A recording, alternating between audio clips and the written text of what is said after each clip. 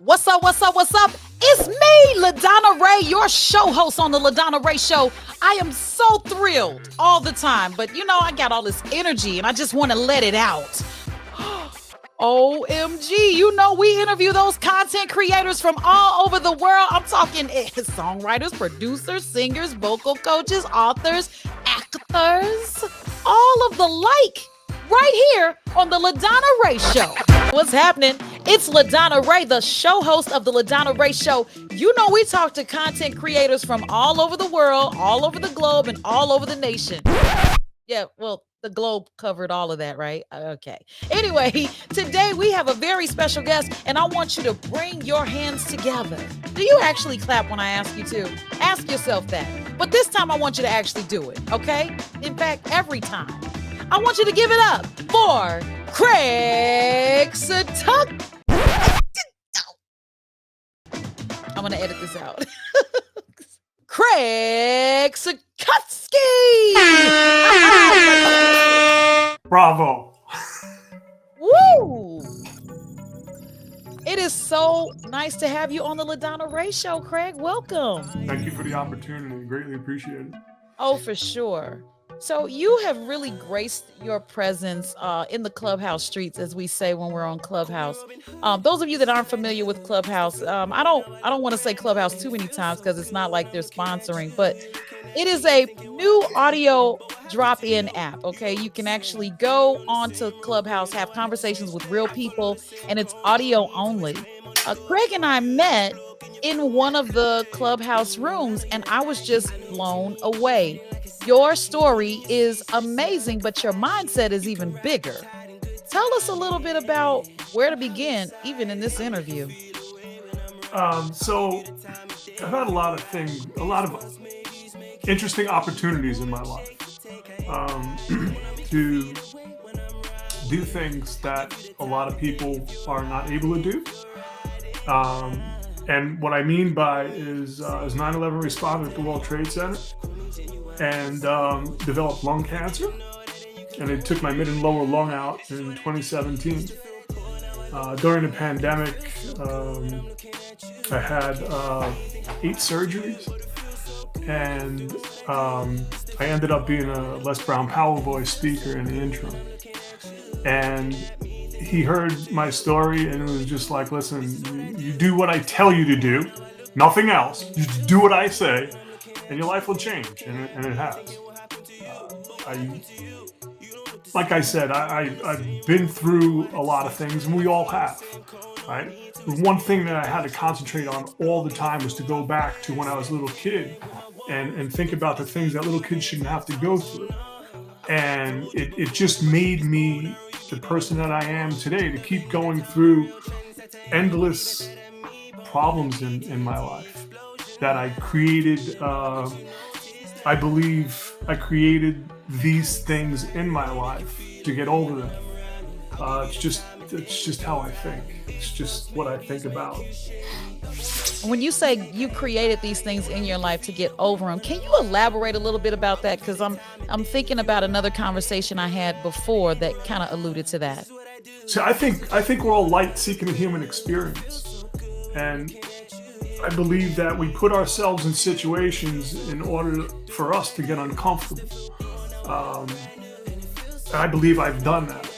To be able to speak to you today, to be able to speak on podcasts and stages all around the world, I think once we get over ourselves, once we get over our thinking, and allow time in a temple, it's the only real estate that we could own, can we move from this point forward in everything that we do. And I'm a firm believer in standing up one more time until you don't. And I just developed this mindset for myself that whatever comes my way, I'm just going to deal with it and move on. I like that.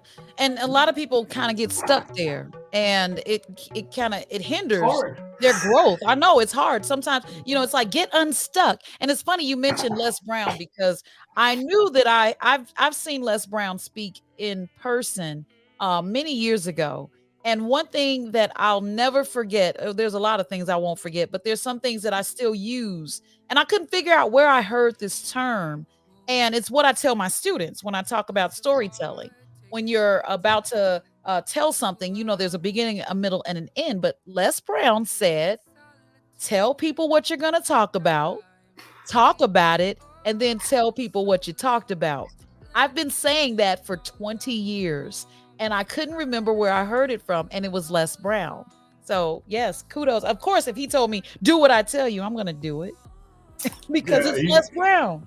It's Les Brown, exactly. He's an institution. Yeah. And I had the privilege of being mentored by him online and speaking in front of, I think it was like 20 to 30,000 people at his Power Voice Summit. And what happened was, usually you would be able to take that and run with it. I think it was the following week, I had another surgery. And it was just like, from there, it went to another surgery. And then it was to another surgery, and I ended up getting blood clots. And I ended up getting really sick for months. And that's what I was saying. Now I'm just coming back again, because I'm literally just stepping back into my power. And I believe that, once we're able to put everything in its little box and put it away, store it someplace else, we're always going to be thinking about our problems. With that being said, it's how you're able to move from the problem to the solution. Most of us just concentrate on the problem instead of the solution. And that's what I'm here for. A lot of times people don't know the solution. The problem is so big that they can't even come up with a solution. And that's where the problem's so big, you just stop.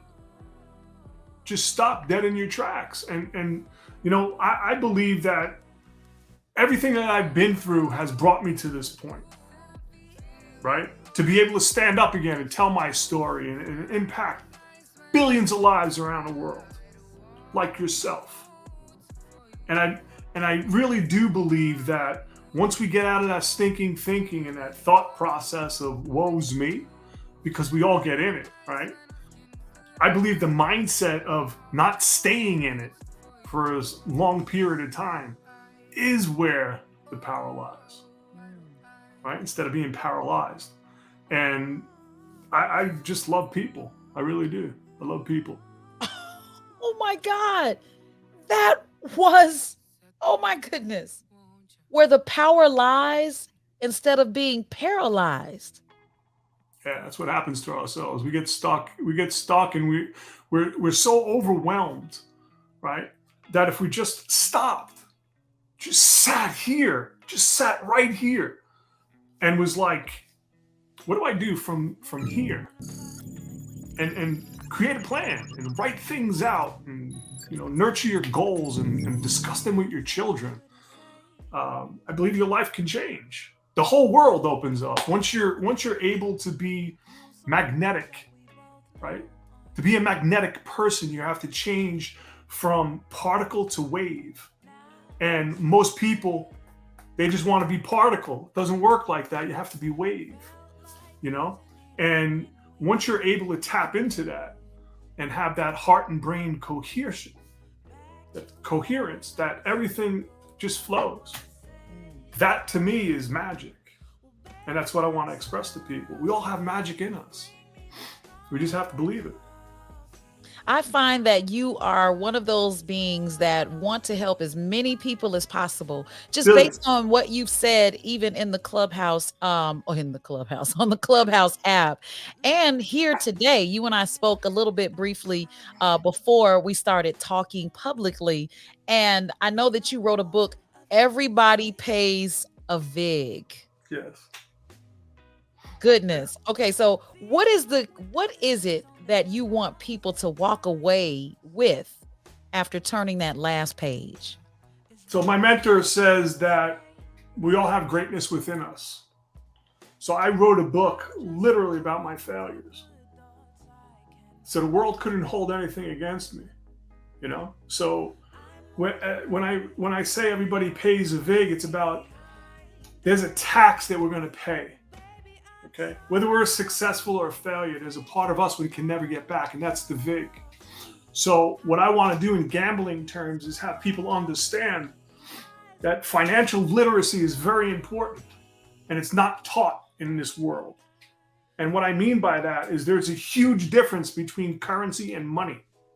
And money is a store of value right here. Everything else is currency. It ebbs and flows in accounts. And that's my message that I want to get through to humanity. That once you sit in that store of value, which is yourself, you become a valuable magnetic person. And when you're able to do that, and it takes a lot of work. It's not easy, it's simple.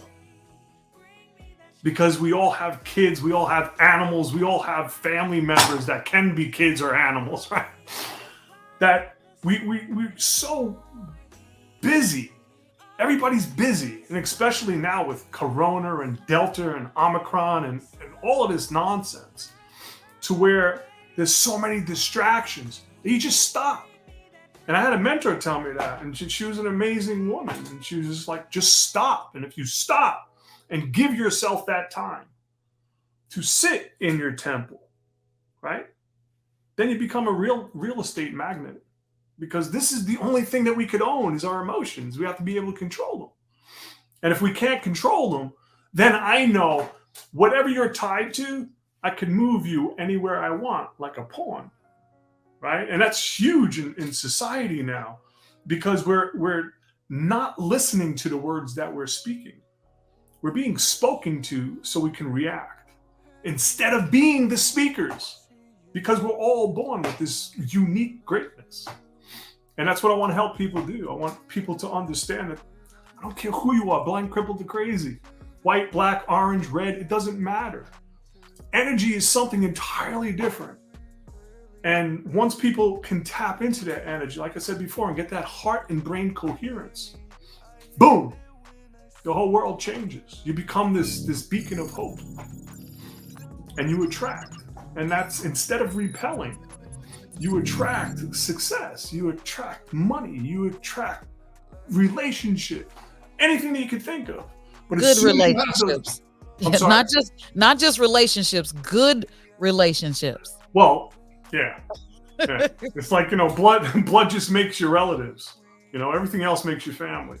Yeah. And I believe that we're so tied to the way that we think in a negative manner, right? That people fall by the wayside instead of being like, hey, you know what, LaDonna, do you have a problem with something? Maybe I can help you out, become part of the solution. Maybe we can strike an aha moment. People are afraid to just raise their hand and be like, hey, you know what, I need help. I'm the first one. I'm an entrepreneur since I'm a little kid. So if I have problems, I raise my hand. And the reason why I do that is because I want my projects to be successful. I want them to move forward. I want to know about the velocity of my thoughts. Right? Because usually we can become stagnant. And when we become stagnant, everything else fails. Does that make sense? It does make sense. I want to go back to, you mentioned a beacon of hope, and you also mentioned being a first responder, and you breezed over it so quickly because it's been almost 21 years since 9/11. But I want to say, I take my hat off to you, as I do all first responders on that day. To this day, we are still affected by that. In fact, it's ironic that you and I met this month, because last month in December, I had my students write a story about how 9/11 affected them. And they're like, why are we writing about 9/11 when it's December? I said, because I want to know how something that happened a long time ago, when you probably weren't even born, still affects you to this day. And they came up with some amazing stories. That day changed the world as we know it, or as we knew it. Did 9/11 change you to this perspective, or was this you all along? All along. All along. And I'll tell you a story real quick. There was an accident, or I should say there was a gentleman that was going through in a car in an intersection, and I was just coming back from a doctor, okay, and I was just really miserable, and my wife and my daughter were in the car, and I didn't stop, I just kept on going, and I saw that the person was slumped over and they were crawling, and there was a bunch of people that tended to this person, and it looked like a drug overdose or something, all right? Or maybe the person had a heart attack. I really don't know, but it just looked like somebody was slumping and gradually going through. My wife and daughter were like, why didn't you stop? You always stop. And I said, well, I just got back from the doctor. Look how good that helped me, right? So it was like, I felt really bad because I was put into that head, like, you know what? I'm not going to stop and help because I'm going to get sick, or maybe I'm going to get killed. And it just felt really bad. And I was like shook away from that. And I was just like, I'm never going to do that again. I'm never going to. Wow. What was that day like on 9/11? What was it like to you from your perspective? We've seen the news, we've watched the stories. What was it like for you? So my wife and I were watching everything unfold in Jersey City on the river, right across from the World Trade Center. And she has hundreds of pictures. She actually has the towers coming down in sequences. I mean, it was just really profound. And the one thing that I was saying to her is like, I have to get there. Now, I've been a carpenter my whole life. I was a union carpenter in Hawaii. So we built the battleship Missouri Pier at Pearl Harbor. And, I've been on construction my whole life. And it was just like, I need to go there because I would rather me be there and know what to do, in a construction environment or a disaster environment than everybody else. And I was not alone. It was thousands of people. Long story short, there's tens of thousands of us now that are sick and dying, and nobody cares. It's the worst thing possible as far as healthcare. I mean, we're in the worst. We're actually in the same system that vets are. Mm-hmm. Same company is taking over for them, and it's just horrifying. It really is. It's ridiculous. And sometimes I go back to that, and I'm like, because I was only there for 2 days. And the problem was I was there 2 days of the first 5 days, and that's when all the toxins just swooped in and so you're breathing in all of that. Oh, we had respirators, Tyvek suits, all of that, and it did nothing. Wow, none of that helped? No, not at all. Not at all. Oh my gosh. I mean, we were talking about toxins that, like, I have heavy metal poisoning. Your skin will absorb everything, and it did, even with Tyvek suit on. See, I was picturing you running out there with just maybe a face mask or a bandana. But no, I mean, in my mind, I'm sure a lot of us picture that like,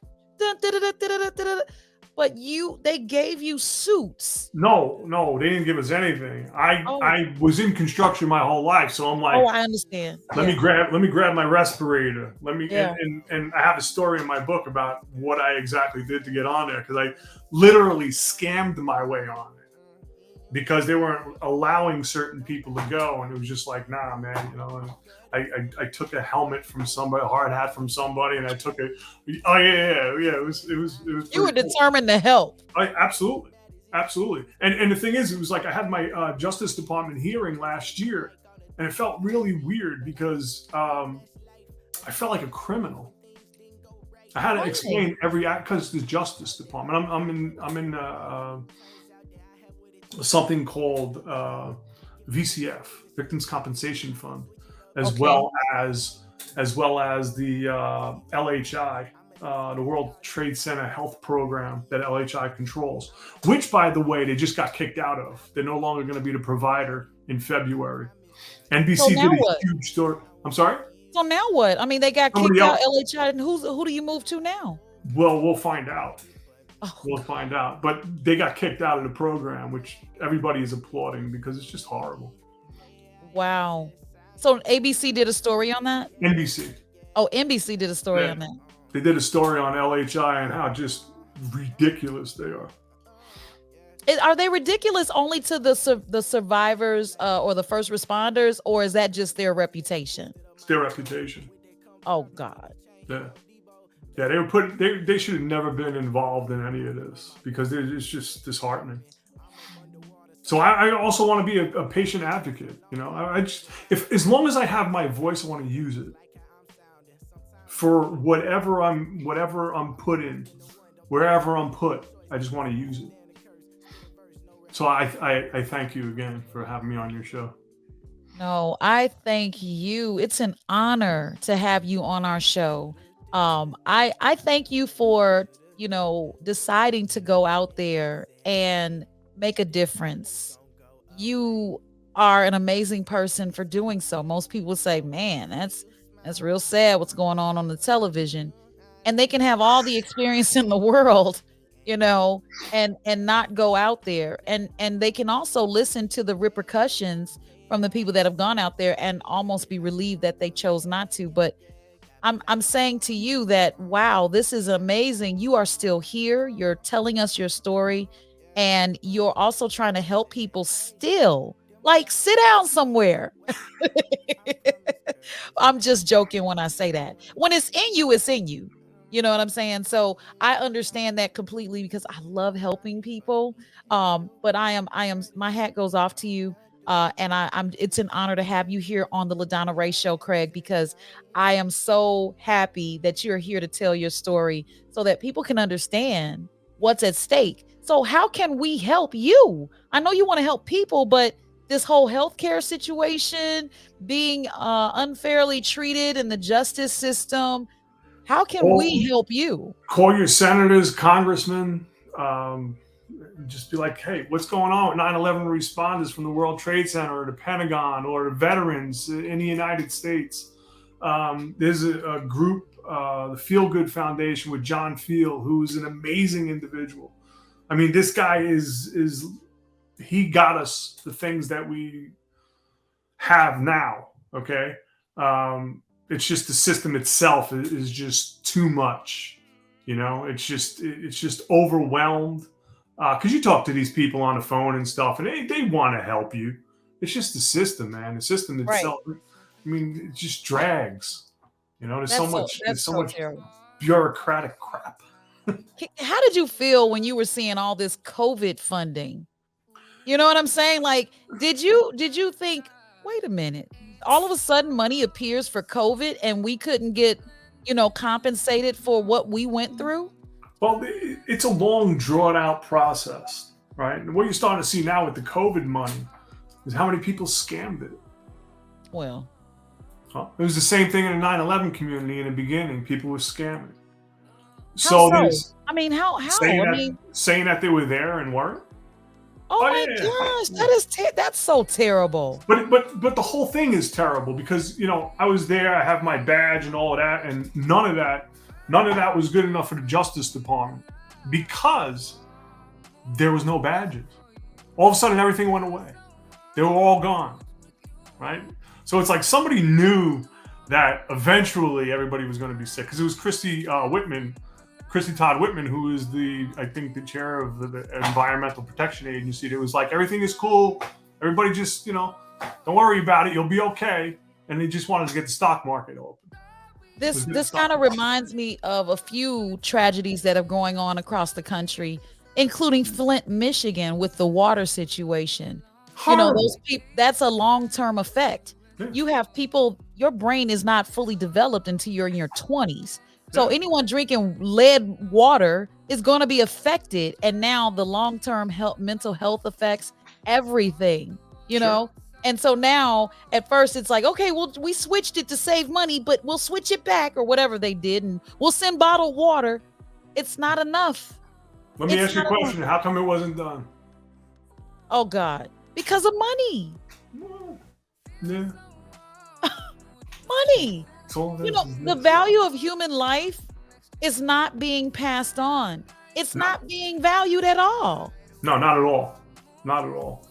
Everybody is looking at a situation as a money situation, a commodity situation, an opportunity. So you can be mad at those people that said that, not you, but the government can be mad at those people that said they were at 9/11 and they weren't there. But look at what the government is doing. The government, they call it Uncle Scam. Oh, wow. I'll never forget that as long as I live. Uncle Uncle Scam. Scam. Yeah. Yep. I mean, I'll you never think forget it. think about what's going on right now. Yeah. We're literally in the middle of the biggest bank robbery in human history. Okay? And it's all got to do with silver. The whole scam is silver. How so? Because silver is 50% less, okay, price than its all-time high from the 1980s. Okay? It's the only commodity on planet Earth right now that goes against all the laws of supply and demand. There's a short supply, huge demand, and the price keeps going down. And the reason why I'm saying this is because Bank of America just got caught with 800 million ounces short.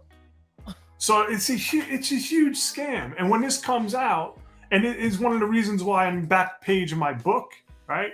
The last thing I wrote was the silver price and the price of Bitcoin. And this came out in 2018. And I had in the back, I had right here. I don't know if you could see that. It's showing up. Okay. Yeah. And it says at print date, Bitcoin is $6,900 and silver is $16.65. And the derivative market is in the multi-quadrillions, keep stacking. And this is why financial literacy, there isn't any in the United States or the world. And I believe when this happens, it's the pension plans that are going to get wiped out just from the derivative market. Right? Oh, yeah. So we have to understand what unallocated funds are and what allocated funds are, right? And one of the things is like, so this is copper, okay? Is that 5 ounces of copper. That's copper for real? Yeah, it's copper for real. Wow. Right? Okay. Silver. They're allocated, right? There's no debt associated to this. And right? there's a coin shortage going on. Well, there's a coin shortage for a reason. Okay?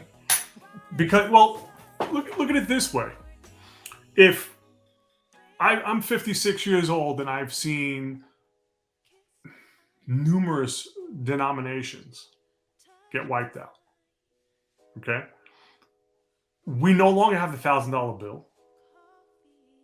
$100 bills are like, so all the paper money is being retracted. All the coins are being retracted because they want you on this so they could track everything that you do, everything that you spend, right? So in this way you can get taxed. Hence, everybody pays a VIG. Doesn't matter what you do. There's going to be a tax on everything. And for those of you that don't know what a VIG is, if you were paying a bookie to place a bet for you, you still pay the bookie. Whether you win or lose, there's a part you're never getting back. So what we do is we explain to people how to become the house, because the house always wins. So if you're here, right? If you're here, this is your house, this is your temple, this is where you need to sit. This is the money. And that's the title of your next book. Write it down. Hey, the house always wins. Be mindful. Yeah, man. House always wins. And that's the reason why everybody's in conflict, right? Because if I hate you and you hate me, they could rob us. Because then we're not paying attention to where the funds are. And this is something that's globally serious right now. Like, there's a bunch of us. Like, I used to be called Mr. Financial Literacy. I used to speak at convention centers on owner finance, real estate, note creation, stuff like that. And what I realized was it's all a scam. It was a con. One of the worst investments somebody could possibly have in the United States is purchasing their primary residence and paying it off. And it's not taught. Because all you are... That's a bad investment? Oh, absolutely. It's one of the worst investments somebody can have. Listen, you put all your money into your house, it's $400,000, let's say, and the market collapses and goes down to $200,000. You just lost $200,000 of purchasing power. So what do you put in place of purchasing your own home? What should you do? Right now, silver. Where will you live? Do you just pay rent? Yeah. Why not? Really? So here's the thing, and this is where people get confused, right? If you have a 30-year mortgage, the first 20 years is going to be interest anyway. It's not going to be paying into principal, right? So what's the difference if you just rent a house for a few years, well, and have investment properties? I thought it was going to create an asset on my portfolio, though. Yeah, ask Robert Kiyosaki. He calls them liabilities. Oh no! Your primary resident is the worst investment ever. Wow. And we've all been taught about note burning and stuff. And it's ridiculous. And I'm sure there's going to be a lot of people like, this guy doesn't know what he's talking about. He doesn't. Mm-hmm. No, but if you think about it, I mean, this is something that I thought about. I watch the market. I look at the BPOs in my neighborhood, and I watch as the numbers go up and down. Right now, it's a seller's market. The numbers are inflated. Like people are selling houses for higher than they're actually worth right now. Of course. But my issue was, okay, if I sell my house, where will I go? Someplace cheaper. Well, think about that. It's the only logical thing. Someplace cheaper. Yeah. Well, yeah, let's talk about it. And that's where you come in when you come back to the LaDonna Ray Show. Well, I coach people, so everything is Craig Sotkovsky.com. Social media is Craig Sotkovsky. Book is Everybody Pays a Vig, one man's entrepreneurial journey. Yeah, that's it. All my social media is Craig Sotkovsky. Hit me up on Clubhouse, Facebook, Instagram. Appreciate it. Well, I'm gonna spell that Sotkovsky because I'm not. Don't pretend like it's a common name. It is Craig. That's Craig, and then Sotkovsky is Sotkovsky. Did you see all of the? I love the facial expressions. Like, what? I had to make sure they didn't mix up the T for a P. I wanted them to get it right. And you'll see it on his name that shows up in this interview. But make sure you follow Craig I've been doing this my whole life. I've been called Sotobutsky, Stabotsky. Doesn't matter. Craig works. All right. You all follow Craig S. and then Sky. Okay, there you go. Follow him, do what you got to do, and get in the mix with him. He's talking about mushrooms, maybe shrooms, the value of silver. Everyone, or should I say, Everybody Pays a Vig. That book looks amazing. He was telling us about it in the clubhouse. I'm actually gonna place my order so I can get that book, and I want to bring it to my household so we can get started and a jump start on the 2022 with Craig Sotkovsky. Wow, that was an amazing interview with Craig Sotkovsky. I'm going to tell you something. I played around with the pronunciation of his name, but I did practice it, okay? He is an amazing individual. You all take your hats off, stand to the flag, give him that support that he needs. This man went through the fire to save people and help in the efforts of the rescue when it came to 9/11, and came back with a lot of things to deal with just for helping a bunch of people. And then the financial literacy piece, he coaches people. All right. You may need to get in on that so you can get some firsthand information and understand the value of a dollar and how money works. The difference between money and currency is big, honey.